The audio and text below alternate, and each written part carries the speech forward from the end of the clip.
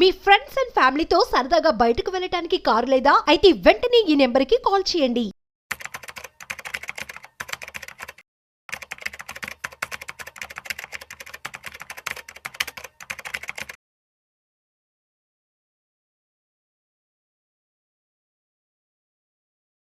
Welcome to Vishnu talks. నేను మీ విష్ణు. ప్రస్తుతం నాతో పాటు NISM అంటే CRISIL certified wealth manager Revanth Chalamala ఉన్నారు. వారితో మాట్లాడదాం. నమస్తే రేవంత్. నమస్తే అండి. రేవంత్, ఫిబ్రవరి 1వ తారీఖున బడ్జెట్ ను ప్రవేశపెట్టబోతున్నారు. మరి బడ్జెట్ కి సంబంధించి ఎటువంటి ఎక్స్పెక్టేషన్స్ మార్కెట్ ని ప్రభావితం చేసే అవకాశం ఉంది అంటారు? అసలు ఈ బడ్జెట్ మీద కొంతవరకు ఎక్స్పెక్టేషన్స్ ఎక్కువగానే ఉన్నాయి. సో ప్రీవియస్ ఇయర్లో పెద్ద ఎత్తున ఎక్స్పెక్టేషన్స్ లేవు, but this year is definitely కొంచెం ఎక్కువ మంది ఫోకస్ పెడుతున్నారు. సో మనం పోయినసారి వచ్చినటువంటి బడ్జెట్లో కూడా మనకి ట్యాక్స్ కట్స్ ఏమన్నా పెద్ద ఎత్తున ఉండొచ్చు, పర్సనల్ ఇన్కమ్ ట్యాక్స్ కట్స్ ఏమైనా ఉండొచ్చు అని ఎక్స్పెక్ట్ చేశారు. ఇన్ఫ్యాక్ట్ దానికి రివర్స్లో మనకి ఈ STG LTG అన్ని కూడా పెంచి కొద్ది వరకు సర్ప్రైజ్ చేశారు. మార్కెట్స్ కొంత డిసప్పాయింట్ అయ్యాయి. సో నెక్స్ట్ అటువంటి షాక్స్ ఏమైనా ఇస్తారని అంటే ఆ యాంటిసిపేషన్ కూడా ఉంది. So there is a news circulating around the markets. So LTG STG కూడా ఇప్పుడున్న స్లాబ్స్ నుంచి పైకి పెంచుతారు అని. So in the counter side ఎంఫీ ఇంకొక మాట కూడా అడ్వైస్ చేసింది. సో మనకి క్యాపిటల్ మార్కెట్స్లో కొంతవరకు ఇన్వెస్ట్మెంట్స్ అనేవి ఎంకరేజ్ చేయాలి, ఈక్విటీ మార్కెట్స్ ఎంకరేజ్ చేయాలి. దానికోసం మీరు ఈ ట్యాక్స్ ల్యాబ్స్కి సంబంధించి కొంతవరకు పర్టికులర్గా ఈ LTG STGకి సంబంధించి కొన్ని ఎగ్జంప్షన్స్ ఇవ్వాలి. అదేవిధంగా ఇప్పుడు 1,25,000 వరకు ఎగ్జంప్షన్స్ ఉన్నాయి, వాటిని కూడా కొంచెం వరకు పెంచాలి. అదేవిధంగా 3 సంవత్సరాలు దాటి కనుక ఇన్వెస్ట్మెంట్స్ పెడితే ట్యాక్స్ ఫ్రీ చేయాలి.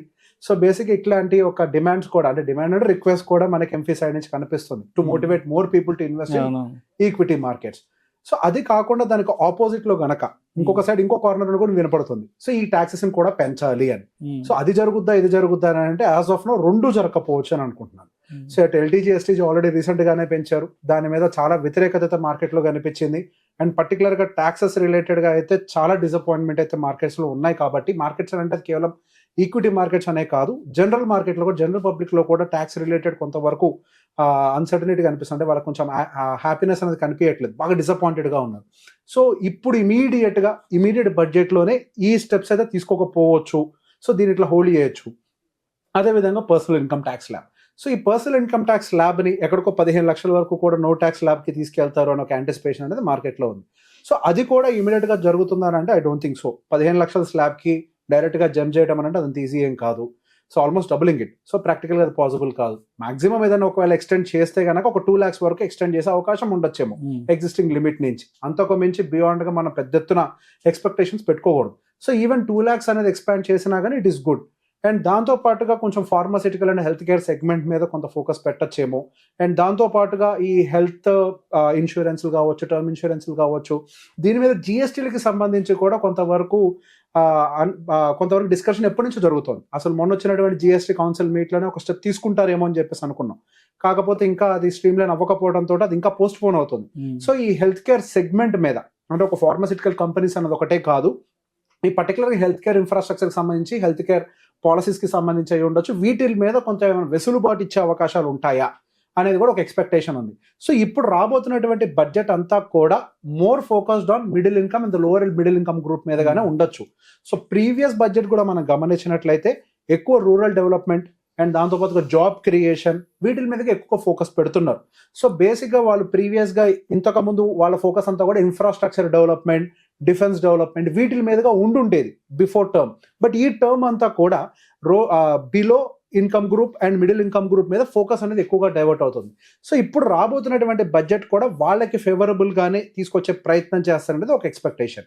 అండ్ దాంతో పాటుగా మనకి కన్జంప్షన్ అనేది ఇండియాలో కొంతవరకు వీక్ అవుతుంది. So Indian economy is driven by consumption, more of consumption. So బేసిక్గా ఆ కన్జంప్షన్ అనేది వీక్ అవ్వటం అనేది కంట్రీ ఎకానమీకి కూడా మంచిది కాదు.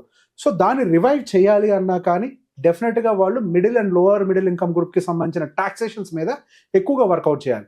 ఎప్పుడైతే వాళ్ళు ఆ టాక్సేషన్స్, అంటే ఇన్కమ్ టాక్సేషన్ మీద వర్కౌట్ చేయగలుగుతారో జనాల దగ్గర డబ్బులు అనేవి ఎక్కువగా మిగులుతాయి. జనాల దగ్గర డబ్బులు మిగిలితే ఏమవుతుంది, తీసుకువెళ్ళి ఖర్చు పెడతారు. సో బేసిక్ ఇక్కడ ఒక చిన్న అడ్వాంటేజ్, వాళ్ళు ఇక్కడ ట్యాక్స్ మిగులుతున్నట్టుగా చూపించినప్పటికీ వీళ్ళు ఇక్కడ బయటకు తీసుకెళ్ళి ఖర్చు పెడితే అక్కడ GST నుంచి రెవెన్యూస్ గ్రో అవుతాయి. GST నుంచి మళ్ళీ అగైన్ రెవెన్యూ వాళ్ళకి బ్యాక్ వస్తుంది. సో బేసిక్గా వాళ్ళకి ఎటువంటి, అంటే గవర్నమెంట్ ఖజానాకి ఎటువంటి పెద్దగా హాని లేకుండా బెనిఫిట్ ఏదైనా ఇవ్వాలి అంటే అది middle income group and lower middle income group వాళ్ళకి ఇస్తేనే జరుగుతుంది.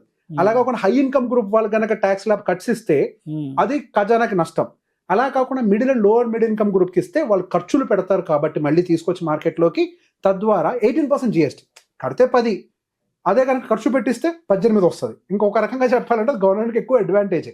సో బేసిక్గా వాళ్ళు దీని మీద ఎక్కువ ఫోకస్ పెట్టచ్చు. అంటే డైరెక్ట్ టాక్సేషన్ని తగ్గించుకుంటూ ఇండైరెక్ట్ టాక్సేషన్ మీద ఎక్కువ ఫోకస్ చేయొచ్చు. రీసెంట్ గా కూడా ఇండైరెక్ట్ టాక్సేషన్స్ మీద చాలా వార్తలు పడ్డాయి, బాగానే పెంచారు ఇండైరెక్ట్ టాక్సేషన్స్ అనేది. చాలా కాంట్రవర్షియల్ కూడా అయినాయి వాటి గురించి.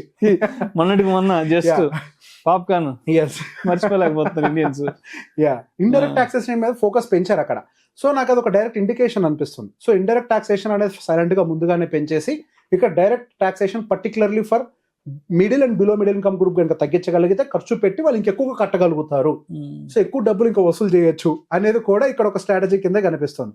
సో వాళ్ళంటూ డైరెక్ట్ గా నిజంగా అడ్వాంటేజ్ అని చేస్తే గనక ఈ హెల్త్ కేర్ సెగ్మెంట్ మీద కనుక ట్యాక్స్ వేవర్ ఇస్తే, అంటే health insurance, term insurance policies మీద కనుక ట్యాక్స్ వేవర్ ఇస్తే అది డైరెక్ట్ బెనిఫిట్ అవుతుంది. కానీ టు మై వ్యూ వాళ్ళు ఇచ్చే ట్యాక్స్ కట్స్, చిన్న 2 లక్షల రూపాయల ట్యాక్స్ కట్లనే పెద్ద ఎత్తున ఈ భారతదేశంలో ఎవరికి ఉపయోగపడేవైతే కాదు.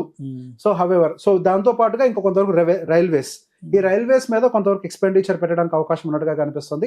పర్టికులర్గా ఈ వందే భారత్ స్లీపర్ కోచెస్ ని తీసుకురావాలి అని చెప్పేసి ప్రపోజల్ ఆల్రెడీ ఉంది. సో దానికోసం డెఫినెట్ గా వాళ్ళు కొంతవరకు క్యాపిటల్ ఎక్స్పెండిచర్ పెడతారు. అండ్ దాంతో పాటుగా అమృత్ భారత్ ఎక్స్ప్రెస్ ట్రైన్స్ అనేవి కూడా కొంచెం తీసుకురావాలి, న్యూ సెగ్మెంట్ ఆఫ్ ట్రైన్స్ తీసుకొని రావాలి అని ఒక ప్రపోజల్ కూడా ఉంది. సో కొంతవరకు railway expenditure if you see ఇది కూడా కంప్లీట్ గా ఎక్కువ. ఈ ట్రైన్స్ ఎవరు యూజ్ చేస్తారు? Middle and below middle income groups ఎక్కువ వాడతారు. సో బేసిక్ గా ఆ సెగ్మెంట్ వైపుగానే ఎక్కువగా మనకి స్పెండింగ్ ఉండొచ్చు అనేది మాత్రం క్లియర్ గా కనిపిస్తుంది. బట్ వాళ్ళు ఇంతకు ముందు ప్రీవియస్ టర్మ్స్ లో ఉన్నప్పుడు ఏదైతే గవర్నమెంట్ క్యాపెక్స్ ఉందో అటు ఇన్ఫ్రాస్ట్రక్చర్ మీద, అంత క్యాపెక్స్ అయితే ఈ నెక్స్ట్ 5 years ఉండదు. ఈసారి కూడా వాళ్ళు ఎటువంటి స్టెప్స్ తీసుకోకపోవచ్చు అని నేను అనుకుంటున్నాను. సో డెప్ట్ టు ఈక్విటీ రేషియో, ఆల్రెడీ మనకి గవర్నమెంట్ క్యాపిటల్ ఫిస్కల్ డెఫిషియట్ అనేది చాలా పీక్ లెవెల్స్ కి వెళ్ళిపోయింది. సో ఇప్పుడు ఫిస్కల్ డెఫిషియట్ నీకు ఏదైతే ఉందో దానికి వడ్డీలు కట్టడానికి మన దగ్గర ఉన్నటువంటి డబ్బులు సరిపోయే కండిషన్స్ లో లేవు. అట్లా కాకుండా అగైన్ ఇన్ఫ్రాస్ట్రక్చర్ మీద డబ్బులు ఖర్చు పెట్టే సిచ్యువేషన్ కనుక వాళ్ళు వస్తే మనం గవర్నమెంట్ ఇంకొంచెం ప్రాబ్లమాటిక్ గా వెళ్ళే అవకాశం ఉంది. సో ఇక నుంచి ప్రైవేట్ క్యాపెక్స్ అంటే ప్రైవేట్ ఎక్స్పెండిచర్ ని పెంచే విధంగా వాళ్ళు ఫోకస్ చేస్తారు. కానీ పబ్లిక్ ఎక్స్పెండిచర్ అంటే గవర్నమెంటే డబ్బులు ఖర్చు పెట్టే విధానంలో ప్రవర్తించకపోవచ్చు. సో మోర్ ఆఫ్ ఇప్పుడు ఎక్కువ కూడా కన్జంప్షన్ కంపెనీస్, రైల్వే కంపెనీస్ వీటి మీద ఎక్కువ ఫోకస్ ఉండొచ్చు. అండ్ దాంతో పాటుగా కొంతవరకు ఇంట్రెస్ట్ రేట్ కట్స్ మీద కూడా ప్రెషర్ పెట్టే ప్రయత్నం ప్రభుత్వం చేస్తుంది. సో ఈ ఇంట్రెస్ట్ రేట్ కట్స్ కూడా జరిగాయి అని అంటే అటు NBFCs అయి ఉండొచ్చు, అండ్ ప్రైవేట్ బ్యాంకింగ్ సెగ్మెంట్ అయి ఉండొచ్చు, and auto particular two wheeler auto segment మనం గమనించినట్లయితే రీసెంట్ గా సేల్స్ డేటా కానీ గమనించిన when compare to the 4-wheeler అంటే growth rate, percentage of growth rate తో కంపేర్ చేస్తే 2-wheeler డ్రాస్టికల్ గా పెరుగుతోంది.